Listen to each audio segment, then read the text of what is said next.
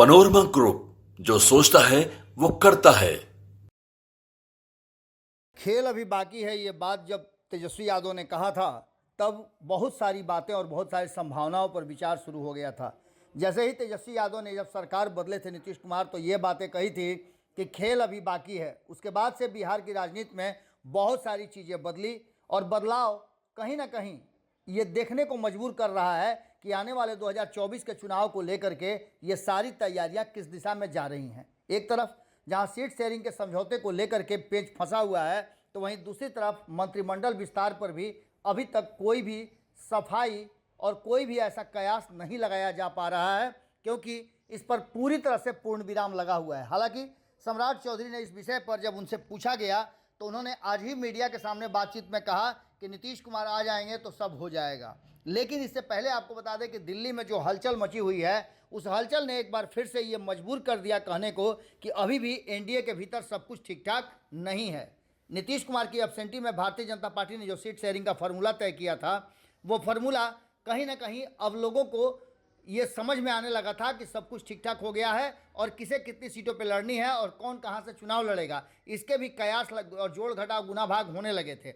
लेकिन अचानक से नीतीश कुमार की वापसी होती है और नीतीश कुमार की वापसी के साथ ही अब ये पेच एक बार फिर से उलझता हुआ दिखाई दे रहा है। आपको बता दें कि नीतीश कुमार की एक बार फिर से वापसी कहीं ना कहीं कहानी में ट्विस्ट का संकेत दे रही है। तेजस्वी की भविष्यवाणी कहीं ऐसा न हो कि सच हो जाए और तेजस्वी ने जो 12 सीटें रिजर्व रखी है उसकी ज़रूरत पड़ न जाए।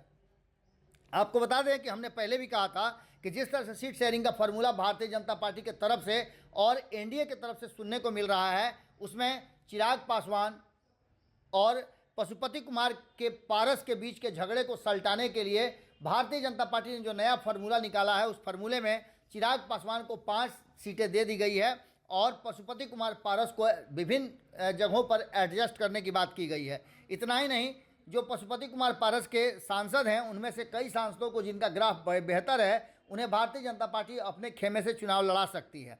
तो वहीं आपको बता दें कि प्रिंस राज को लेकर के भी कहा जा रहा था कि उनके लिए भी भारतीय जनता पार्टी कोई ना कोई रास्ता निकाल लेगी और उन्हें हो सकता है कि बिहार में कहीं सरकार के भीतर एडजस्ट कर दे, मंत्रिमंडल के विस्तार में उन्हें भी मौका मिल जाए और आने वाले समय में उन्हें एमएलसी बना दिया जाए। लेकिन इन सारी बातों को लेकर के जो चर्चाएं चल रही थी, उस पर अचानक से विराम लग गया और एक नया नाम मुकेश सहनी का जुड़ गया, जिन्हें दिल्ली तलब किया गया है। अब ऐसी स्थिति में हमने खबरों में आपको बताया था कि नीतीश कुमार के आने के बाद कहीं ना कहीं पेच फंसा हुआ दिखाई दे रहा है और एक बार फिर से पशुपति कुमार पारस और मुकेश सहनी की तरफ से ये बयान आने लगे हैं लगातार कि वो अब अपने हिसाब से समझौता करेंगे। यानी पशुपति कुमार पारस को जो भारतीय जनता पार्टी पिछले 2-3 दिनों से चर्चा चल रही थी कि एडजस्ट करेगी, अब वो मामला धीरे धीरे सलटता हुआ दिखाई नहीं दे रहा है। यानी कि नीतीश कुमार के आने के बाद से एक बार फिर से मामला उलझ गया है और जो चिराग कुशवाहा मांझी पर भारी पड़ रहे हैं, सहनी और पारस, जिस तरह से मुकेश सहनी ने अपनी बातें रखते हुए दिल्ली कूच किया है, वो बातें आपको याद होनी चाहिए कि उन्होंने साफ तरीके से कहा है कि उनका कोई गॉडफादर नहीं है, उनको उनके वोट बैंक के हिसाब से लोग खोजते और अपने खेमे में रखते हैं। किसी भी खेमे में जाने के लिए वो स्वतंत्र हैं। तो वहीं पशुपति कुमार पारस भी एडजस्ट होना नहीं, बल्कि अपनी सांसद की सीटें और जो भी सीटें उनके पास थी उसे वापस चाहते हैं। अब देखना दिलचस्प होगा कि ये पेच जो फंसा है, इसे कैसे भारतीय जनता पार्टी सुलझाती है, क्योंकि नीतीश कुमार के आने के बाद एक बार फिर से ये पेच फंस गया है और फिर वही चर्चा शुरू हो गई है कि नीतीश कुमार किसी भी हाल में 2024 के साथ 2025 का चुनाव चाहते हैं और ये नीतीश कुमार का शायद अंतिम और दिल से लिया हुआ फैसला है। अब आगे क्या होता है इंतजार कीजिए, क्योंकि 24 घंटा बहुत भारी पड़ेगा एनडीए और एनडीए में होने वाले फैसलों पर। जुड़े रहिए भारत लाइव के साथ। बहुत बहुत धन्यवाद। पनोरमा ग्रुप, जो सोचता है वो करता है।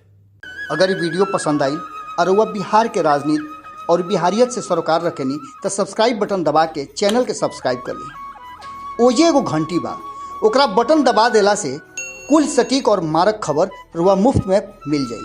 अगर रुआ पत्रकारिता के हमनी के नया प्रयोग में सहयोग कर चाहतानी तो ज्वाइन बटन दबा दी। पेटीएम नंबर नोट कर ली 9386816700। धन्यवाद।